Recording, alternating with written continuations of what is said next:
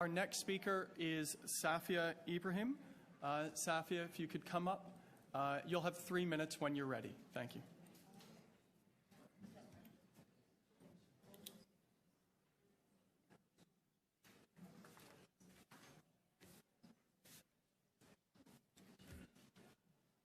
Good morning. Members of the board, my name is Safia Ibrahim, and as a polio survivor, UNICEF Canada's Special Representative on Vaccines, a supporter of Immunize Canada, and a mother of 3 children who live in this city, I strongly support access to vaccinations. I know and live with the impacts of that rights being taken away. Through my support of UNICEF, I see the multiplier effect of this basic yet crucial public health intervention and the lives of children that are saved each year.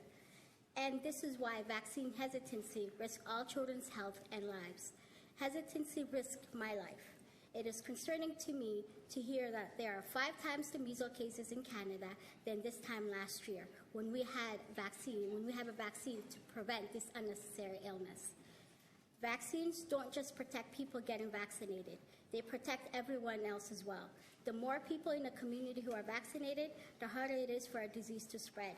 If a person is infected with a disease, comes in contact with only people who are immune, the disease will have little opportunity to spread. And the type of protection created when most people are immunized is called herd immunity. It means that many of us are protecting each other, especially the most vulnerable among us. Knowing this fact that is based on science and research, I can't help but worry when I received a notice in the first week of school regarding a child with a serious illness in my son's 2nd grade class. It read, "Dear parents of the 2nd grade class, I would like to inform you that there's a student in the class who has a serious illness. In order to protect it at best, it is our expectation that if your child gets chickenpox or measles, you will and should report it immediately to the school. Likewise, any other cold or any flu that should also be reported to the teachers. I think that you understand the importance of this message, and I know I could count on your cooperation on this. I wish you a beautiful weekend, the principal." I am not only concerned for this child, but the parents as well. As a mother, I could only imagine the fear they experience whenever their child goes out into the community, whether it's to school or to the playground.